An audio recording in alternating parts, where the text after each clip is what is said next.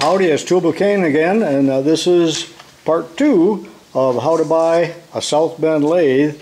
And I'm going to start by talking about my 10-inch heavy South Bend lathe. And remember, the most popular ones that you might buy for your home shop or your basement is going to be either a 9-inch or a 10-inch. And I showed you a 13-inch that I did own, and they just are really big and hard to handle, really too big to put in a basement. But this particular lathe is catalog number CL187AB, and it's a 10-inch with a 4-foot bed, and that gives it, there's the South Bend serial number. And it's interesting to note here that there's about 26 inches between center, and the spindle thread is 2 1/4 by 8. That's bigger than the 9-inch because this lathe will accommodate 5 C collets, and that's why the spindle is so big, which gives you a 1 3/8 inch hole, so you can put material up to 1 3/8 diameter through the spindle. Now that is really an important factor, and once you've owned a lathe for a while and you realize that some work will not fit into the spindle, you'll appreciate having the larger thread.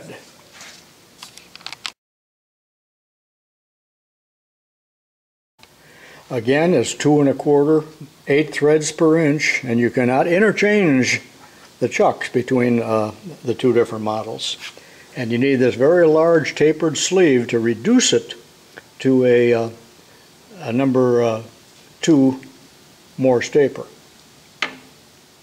Now, looking at it from the other end, you're going to see how large that hole is. And there it is, 1 3/8 diameter hole. Very nice compared to the 9-inch lathe.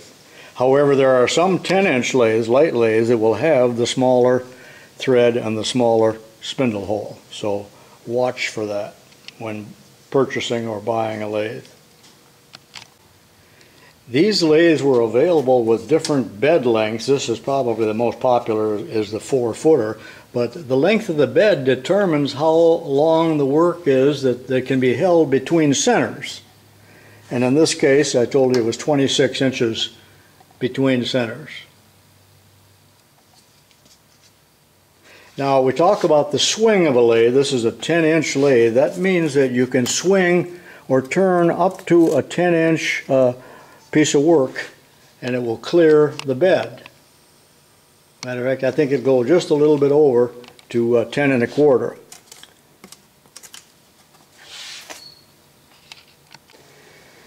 Remember, there are 3 ways to turn a taper, and the taper attachment that this lathe has allows you to use the third method. The other 2 are compound rest and offset tailstock method, but it's very nice to have a taper attachment, and that's one of the main reasons that I bought this lathe, that and the fact that it had the collet attachment. So watch for that. That alone, if you had to buy it, is a very expensive accessory, even though you actually won't use it really that often. But this lathe also has a carriage stop here, which is a nice feature, and probably $50 or $100 if you had to buy that separately. So watch for accessories that come with the lathe. They really are important.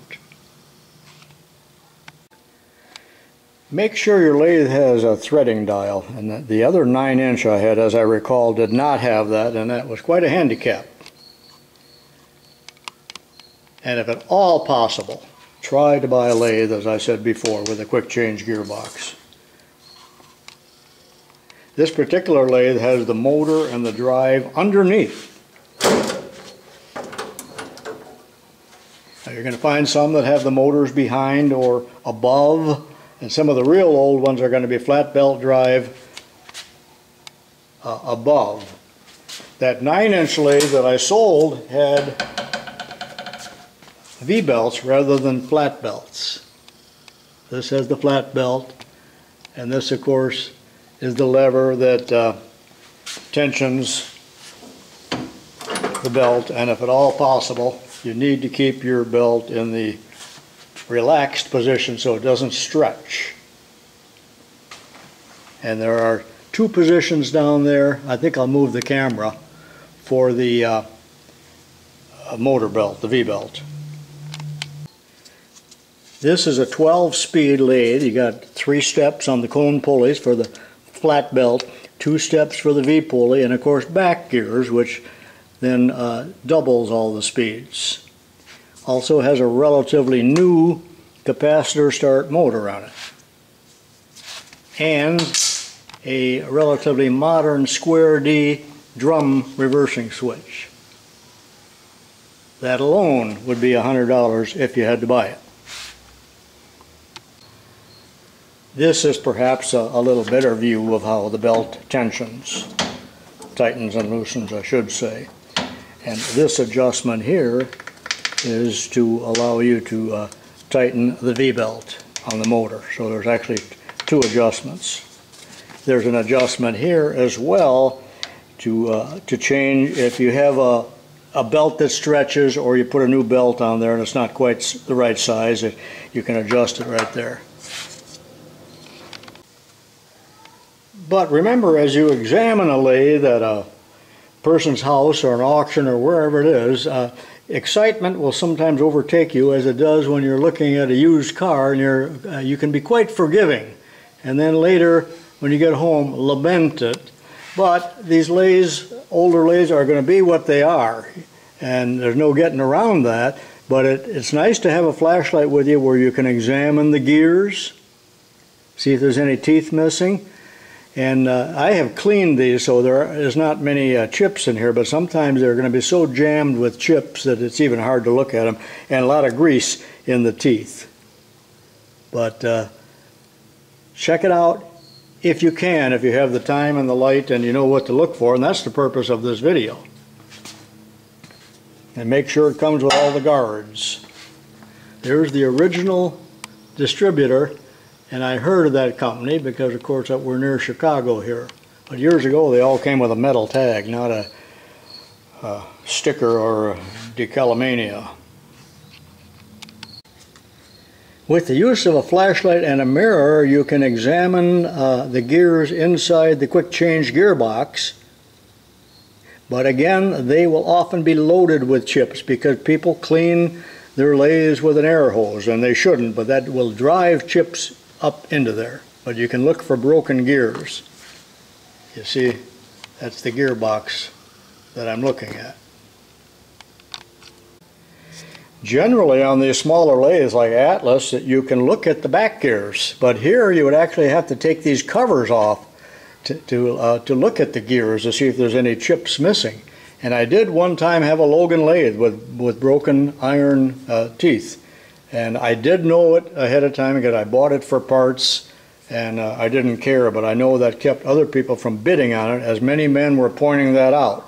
Look at the missing teeth. It might seem trivial to you if there's 1 or 2 teeth missing, but just try finding a part for it, and they're virtually impossible to make, and then incredibly difficult to install even if you do get one. But that's another thing to look for. This lathe has the original work light on, although with an incandescent bulb these get so hot you can really get burned on them, so I think I'll put an LED bulb in there, but that's nice to have. If your lathe is under power, and sometimes you'll find that, especially if you're talking to the owner, turn it on. Listen for noises. Put it in back gears and listen for noises. And if you got time, run through all of these gears. But generally, if it's a machinist that owned it, he's probably going to be pretty upfront with you and tell you all about it, because he's probably feels bad about having to sell it as he ages, as I am doing myself. As I told you in the other videos, wipe the ways off and examine them carefully to see how many chips are out of here, how many gouges. Some places where they have dropped the chuck or the work, like down here, it doesn't really matter because the tailstock rides on this, and it's not going to come that far along to have that be a problem. But one thing you'll notice here, this is the very front V-way, but you see this little black ridge here? I can actually feel that with my fingernail. So there is considerable wear on that. Not a thing that I can do about that other than to sell the lathe, but to get one of these ground would cost $1,000 or more, and you know, would it be worth it? But looking down on the other end, which is out of camera range, I don't feel that little ridge. But most of these real old lathes are going to be worn. It's just that simple. Examine the lead screw and see if it appears to be much more worn in this section here where it gets used a lot, as opposed to the far right end toward the tailstock, because if it's starting to become a V that is a sharp thread, you know that it's badly worn. Also, if you can power the lathe on, you can see if the lead screw has ever been bent, and does it lope. And sometimes they're bent because somebody had a rag near it and the rag got wrapped up so tight that it bent the lead screw. Now, move the carriage back and forth. Is it smooth? Do you hear any noises or clicks or anything that sounds like it's incorrect? And this one is quite smooth. Do the same thing with the cross feed, in and out, and the compound. And then you can wiggle the entire cross slide like this and see if there's any play. If there is, it may be wear, or it may just need to be adjusted. If you have the time and the freedom, you can put the lathe under power and put it in a threading position and check out the half nut lever and see if that works all right, and if the feed works both right, all right, and both the longitudinal and cross feed. Make sure the lock is there for the carriage, and you see any other missing parts. That's why you need to be educated and do some of this reading like I'm talking about, so that you don't buy a pig in the poke. Also, do not buy one that's in an old shed or barn or building where it's just very rusty from condensation, or even worse, the roof was leaking. And I have seen lathes like that water had dripped on them over the years, and you know what? You couldn't give me one of those lathes. I know that many of you are on a budget and looking for a bargain, but don't get in too far. And I recently talked to a man that had a nice Logan lathe. He sent me pictures of it and everything, but he said that when he bought that, shortly before he bought it, it had been underwater. So I don't know if a basement flooded or what, but I guess he got it out fast enough. You know, even if you put your Ford F-150 in the water, backing your boat trailer in, and you get it dry fast enough, you know, I guess you can salvage it. You can tell when a lathe has been abused just by the general appearance of it, the same as you can tell when an automobile has been abused, because generally it won't be clean, there'll be chips on it, it'll be just a mess. Watch that somebody hasn't hammered on the bed or the ways. There will be people that actually use this for an anvil, so they need something heavy to pound on. Those are hammer and chisel mechanics, but they are everywhere in this country. They're among us. It's real handy if your lathe has these drawers, and all those drawers are in pretty good condition, but I have seen drawers such as the ones that I had at school on Sheldon lathes, where the kids, they would throw the chucks in there. That's when there were other teachers in there, of course, not under my tutelage. But the weight of the chucks was such that when they threw them in there or dropped them in there or whatever they did, it ruined the tracks and the drawers would not shut all the way. This lathe has a chip tray that is also a coolant tray with the lips on it here. So coolant could be used on this lathe and then collected, you see, and recirculated and so on, whereas the other lathe I have here is not in that condition. And a Logan lathe, which I'm going to show, I hope, in a later episode, someone had taken a cutting torch and cut a trap door down in here. I suppose so they could just brush the chips out of there, but there's just no telling what you're going to run into with an old machine. I'm sure some of you are thinking, well, how about putting a dial indicator on this or that? Well, you're not going to be able to do that. You won't have the time or the facilities to do that, and some of you won't even know what to check, and I guarantee you that there will be inaccuracies in an older lathe. That is a given. It's not going to be perfect.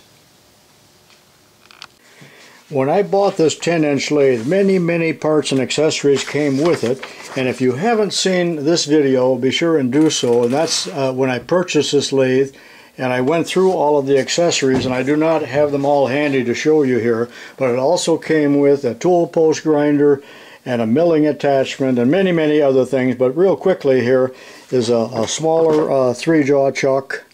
Notice the large thread, and there's extra jaws here, because here we have, well, here's a 4-jaw, relatively small size, but here's a much larger 3-jaw. That's 7.5 inch. Boy, those are heavy. And some of the I never have used yet. There's the drawbar in perfect condition for the 5C collets, and of course the adapter and the thread protector. There were all kinds of centers and drill chucks and things like that, but there's a drive plate or a dog plate. Notice that everything's still got a little frost of rust on it from when I bought it. And here's a faceplate with all kinds of holes and slots, and that's pretty good size. So got all kinds of goodies with it. And if you had to buy what you see on the bench here, you know, this is what, $300, $400, $500 worth alone. So try to buy a machine that has all of the goodies with you, because when I bought the 9-inch, which I'm going to get to here in a little bit in the next episode, really nothing came with it. So you're going to see both cases, where they come loaded and where they are virtually without anything. You could expect to pay anywhere between $500 and $1,500 for a lathe such as this, depending on how lucky you are or who you're talking to or whatever. Watch Craigslist, watch the wanted ads, watch eBay, and listen to people in the trade, and they might be able to tell you where to find one. But you're not going to find it the same weekend you start looking at it. But let me tell you a real quick story as I conclude this part of the video and move on to the 9-inch lathe. But about 15 years ago, I went to an auction 20 miles from here. They advertised a South Bend lathe, and it's really a 9-inch that'll look like the one that's going to be in the next video. And when I got there, it was in the basement of a hardware store that was going out of business, and the owner's son had bought it and intended to do some gunsmithing work, and he never did anything, but he owned every accessory known to South Bend Lathe Company, and there all was, most of it's still in the boxes, and the lathe was in superb condition, just really like it came out of the showroom, and men were fawning over it and almost in fist fights. And then you always run into somebody you know, and I heard a man say, "I'm going to buy that." I thought, no, you're not. I'm going to go up to $800 on it. Well, to shorten the story, it sold for $4,000. And now when I look back on that, of course I didn't have that much money, it probably was an incredible bargain, because it was essentially a new lathe with all of the accessories ready to use for $4,000. And where are you ever going to run into that again? I haven't seen one like that since, and probably never will. Well, that concludes part 2 of the video. Stand by and be sure and join me in the next part. This is tubalcain saying so long for now.